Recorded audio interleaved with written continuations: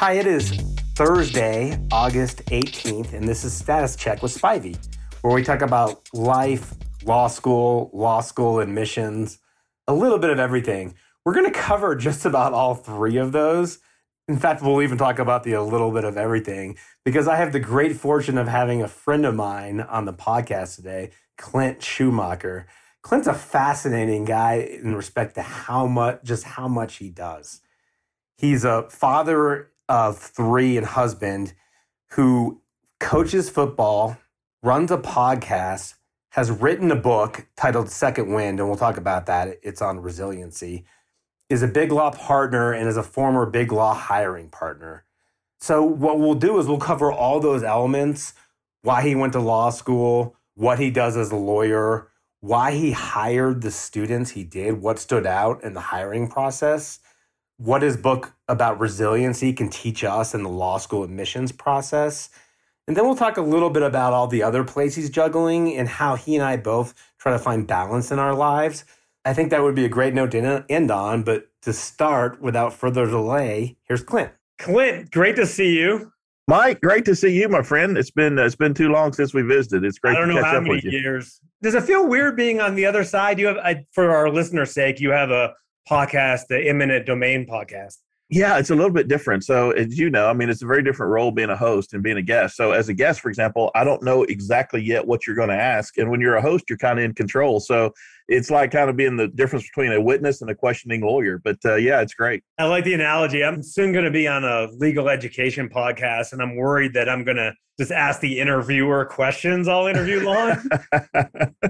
I'll try to stay in my proper role today, Mike. No, we can go back and forth. We've known each other for a while. I was going to start with sort of how you got to where you are, but let me shift gears from my sort of rough outline in my head. You wrote a book. I did. Second Wind. It's called Second Wind. It's about resilience, finding resilience. The reason why it dawned on me to start on that is the admissions process, which is going to be most of our listeners going through the admissions process, is so different from when you and I applied to college, when you applied to law school. It is now, it's not even a marathon. It is an endurance run. It's a 100-mile run.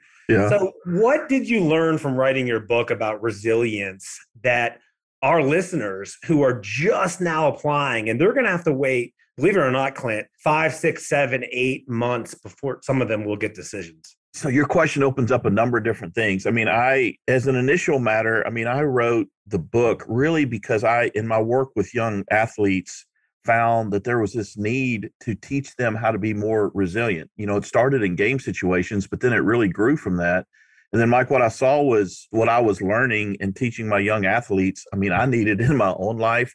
I needed it when I was working and mentoring younger lawyers in my firm. I even needed it when I was interacting with my clients. And so it dawned on me that although all of us have some inborn resilience, some natural resilience, that there are intentional things that we can do to build our resilience. And as I studied that, I saw a common set of principles or things or thought patterns that people had that enabled them to take another step forward in their resilience. And so I think one of them is for a law student or a soon-to-be law student going through that very arduous process, being able to take a long-term view, being able to find gratitude even in the moments that you're in, being able to consult with someone that has been down that road before and can help you navigate it in a more efficient and a better way. All those are takeaways that help build resilience. And if you're intentional about those things, can put you in a better position to be successful. So let's say you're a high achiever, like a lot of people applying to law school are. I'm going to guess if they found this podcast, they're high achievers. They're searching for everything to get an edge. And you've done so well in your life. You got into every college you applied to. You get your first rejection in the law school process. And this is going to be a tough cycle. Some people will get their first rejections ever. What would you say to them based on not just your book, but your TEDx speeches, your coaching, your podcasting, et cetera? What's the best advice you would give someone like that? What would you give one of your sons? Yeah. So, high achievers, I've got a son that's going through the undergraduate admissions process. He's a senior in high school. He's as you described, a very high performer. He wants to go into some reach schools that he may very well get rejected in. And so, yeah, this speech is warming up in the bullpen. Part of life is failure, and part of life is learning to deal with failure. And quite frankly, if we're not putting ourselves out there in a place where we're failing some, we're probably not putting ourselves out there far enough. When we begin to look at failure, not so much as a rejection of who we are, as a definition of our worth, but instead as a place to grow from, then I think failure takes on a very different connotation. Failure's not final. It's just another step in the growth process. And for someone who's going through law school or the law school admissions process and beginning to be told no for the first time or have a door slammed in their face that they're not used to, man, there's another door that's opened. And so look at that in that kind of context with a longer term view. And I think it can help deal with some of that, not frustration. I mean, we experience frustration, but failure should lead to growth. One of the aphorisms that sticks with me is, and I interpreted it all wrong when I first heard it, Gandhi used to look in the mirror every morning and say, I shall fear no man. And when I was in college and I heard that, I interpreted it as, oh, what a badass. He's not afraid of anyone. What I think he was really saying to himself is, I'm not going to fear anyone, including myself. Of course, I'm going to fall down. Of course, I'm going to have thoughts that don't align with my actions. At the end of the day, it's what you do that matters. Mike, that's so wise.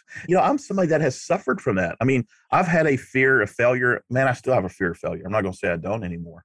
But I have learned to do exactly what you said, which is I'm not going to let my failure define me, right? So we talk to our athletes. I talk about it in the book about this formula. And as I began to really internalize it and think about it, it changed how I viewed things that were happening in my life. And the formula is this, and I didn't originate it, but I think it's powerful.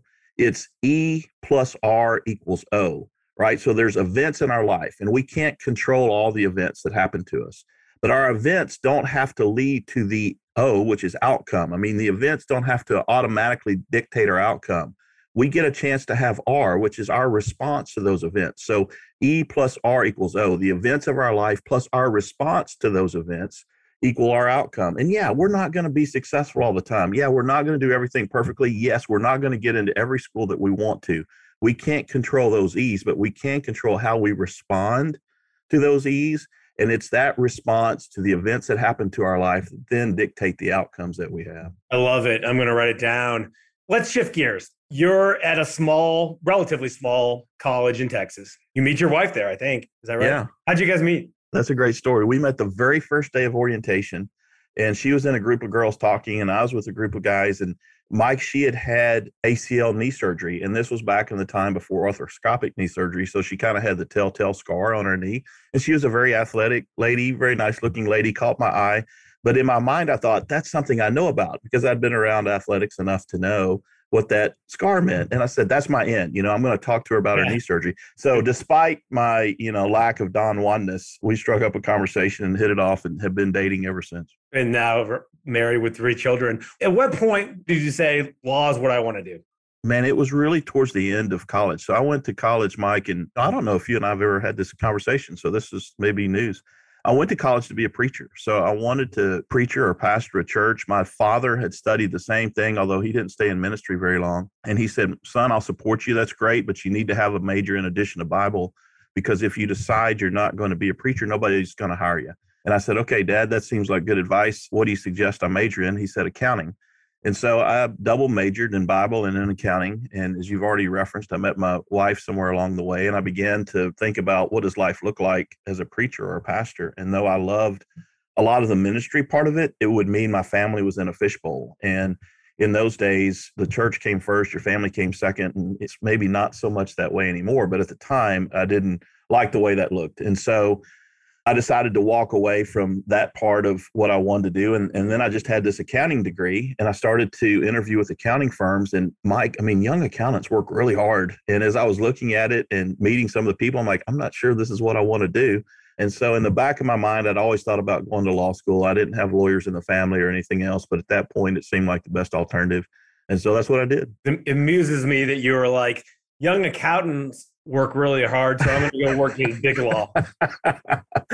Yeah, sometimes you're blessed by what you don't know. Right. Did the hour shock you at first when you started? You started at Locke Lord, correct? I did, yeah. I started you went to UT Law School. That's right. When you were at UT, if you can, think back to your first couple of weeks, did you feel imposter syndrome? Did you feel like you didn't belong there? Oh, my gosh. Totally. Yes. Yeah. You put your finger on it. Yeah. So I'm sitting in class and I came from a small West Texas school, Abilene Christian, and I'm in with these people that went to Ivy League schools and went to the University of Texas and went to Texas A&M and all these highly regarded schools. And I'm looking around going, what in the world am I doing here? And how did I get here?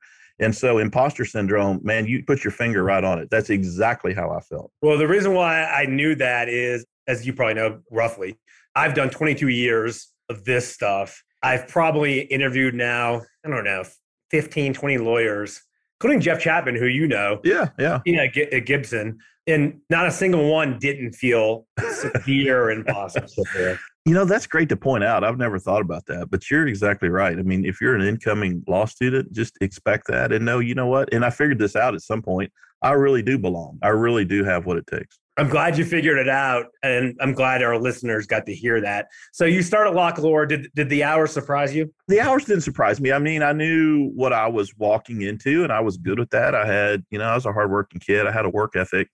What got away from me, though, Mike, is my life got horribly out of balance. There were the hours the firm wanted, then there were the hours I was working because, like all lawyers or like most lawyers, I was super competitive. I came in with a class, at that time of 17 or 18 first-year students, and I wanted to be the best.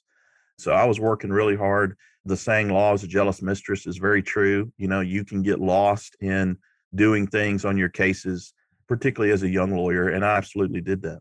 You spoke to all my students when I was at WashU once, and you said something that I still remember to this day, which is when you're talking about balancing family and your legal career, you now schedule in time with your family just like you schedule in time with clients. No different. Yes, that is correct. I'm impressed you remember that. Yeah, I mean, at some point, and we can get into this, at some point, everybody's got core values, values that bubble up from their heart. Core is really, in the Latin translation, means heart.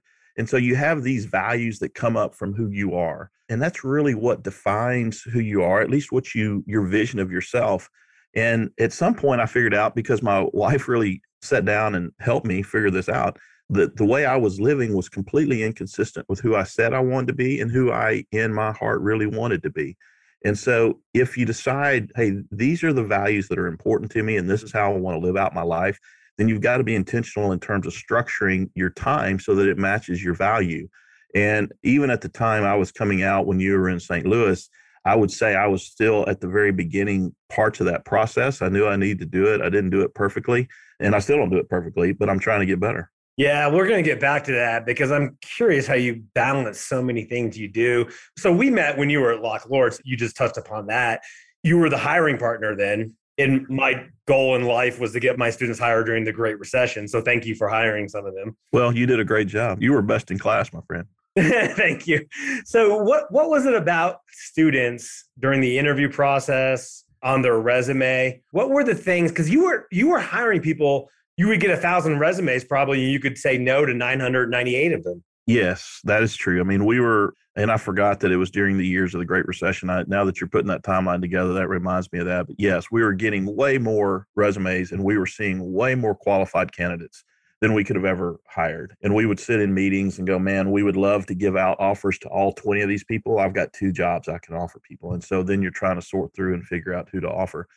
And what jumped out, particularly during the time that I was hiring partner and trying to influence those decisions, there were a couple of things that always jumped out at me. One was what I called at the time somebody that had fire in their belly. And I think now with the advent of some further books and writing about this, we would call it somebody that has a growth mindset. I mean, somebody that sees a problem and then can figure out how to deal with that problem and has exhibited some of that resilience in their life. And so I found that you get past a certain amount of academic credential, a certain class of school. And once you get over that initial threshold and you've got the horsepower to do the work, now it comes down to, man, can they deal with a hard situation and figure out how to solve it?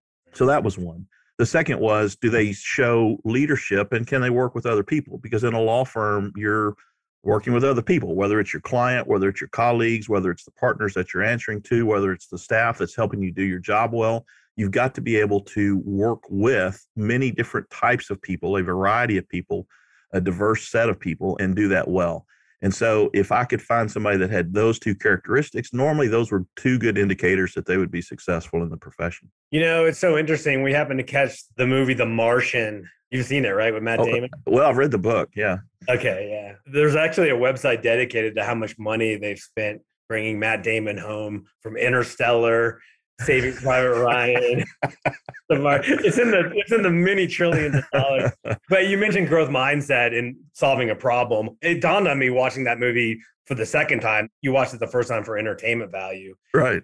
All that movie is this guy solving one problem and then the next. It's just he solves 74 problems and he gets to go home. Yeah. And to some extent, that's what lawyers do for a living. My clients bring me problems they can't solve themselves. And then I got to figure out how to solve it. And often that problem has a set of many problems to get there. And so while it's never as extreme as The Martian, hopefully nobody's going to die at the end of the day. Right. That is in essence what it is.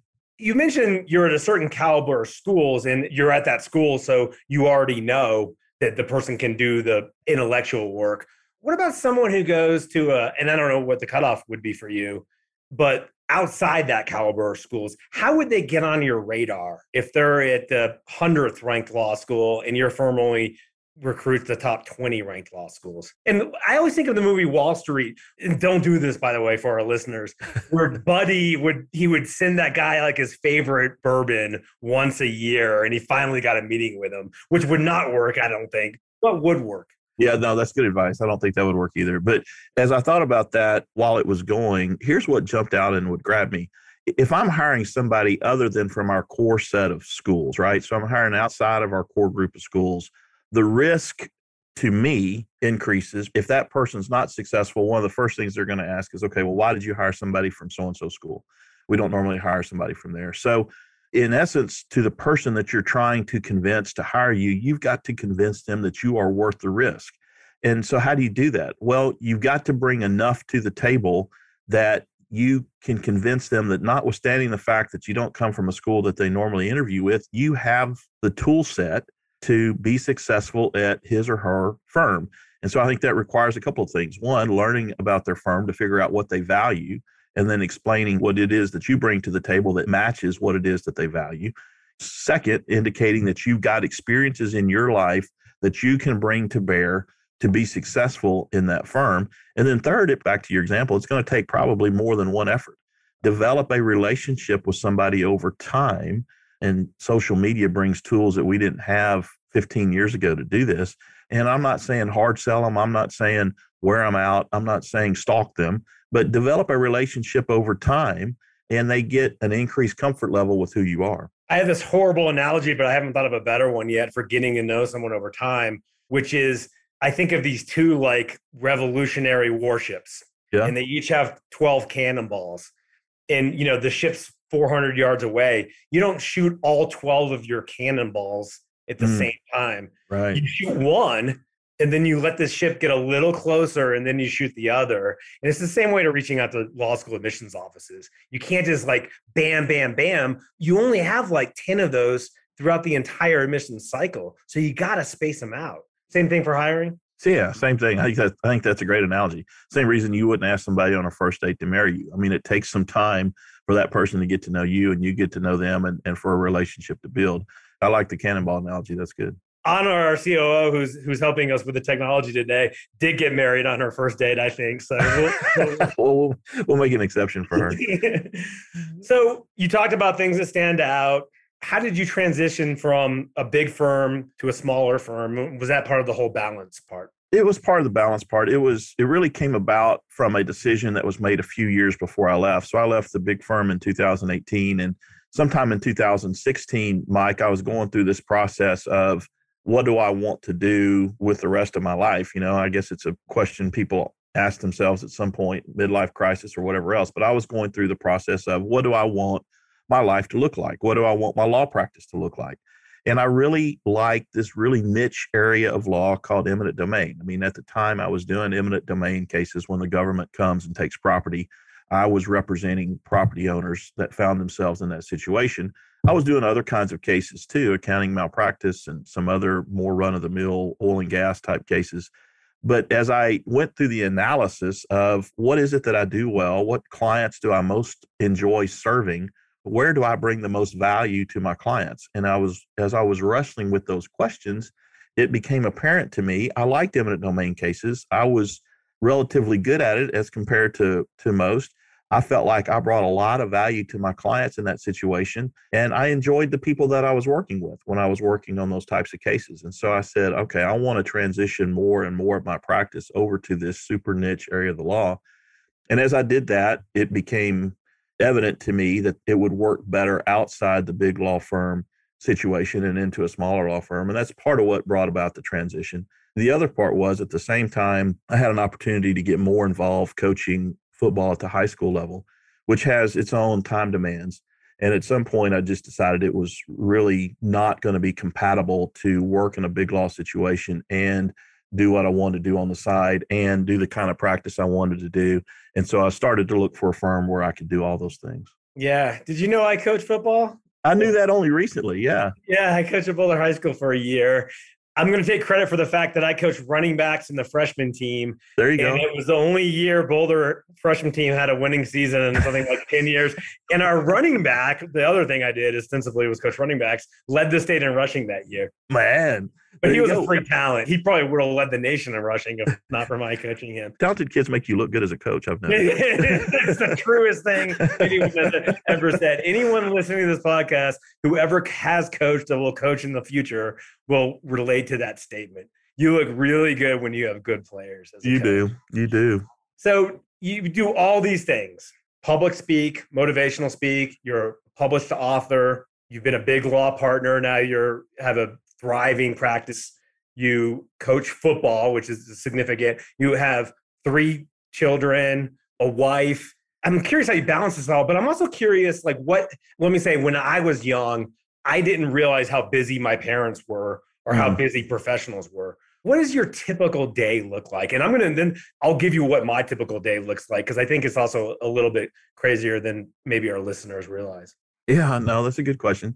So to your point, you'll see this when I answer your question. I mean, you have to be super efficient with your time. You have to be brutal about saying no to a whole lot of things. And so I will typically wake up, Mike, somewhere around 6:15 to 6:30. One of the disciplines I have and that I encourage is when my alarm goes off, I get up. If that's the time I plan to get up, I get up. So let's start the day with a win.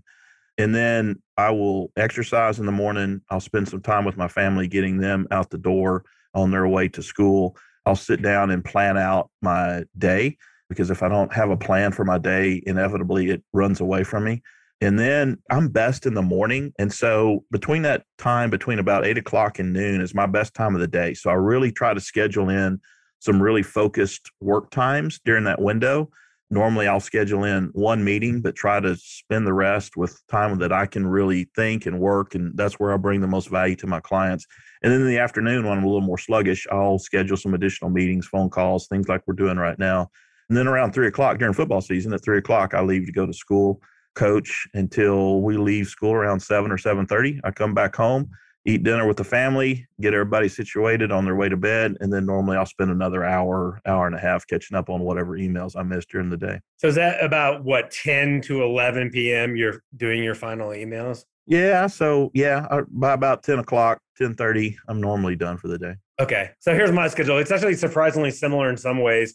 It's just a little forward shifted. I get up at 3:30, believe it or not. Ooh, yeah. I go to bed earlier than you. I get up at 3:30, but just like you, I never, ever, ever lie in bed. Yeah. I'm up and, I have my caffeine, and by 4 o'clock, I'm well into emails. There's 2 people I talk to, my business intelligence director, one of my partners. They're both early risers on the East Coast. So I'll talk to often my business intelligence director because he's really good with data, and we have to have a handle of data every day. At 6 o'clock, as I think you know, because you mentioned this in an email, I'm hiking. Yep.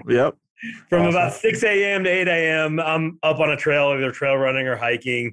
I also use that time to catch up with my COO, Anna, who sort of has my day organized for me. Much of the day is grinding. It's just I get home at 8 from that beautiful 2-hour hike in the beautiful mountains of Colorado.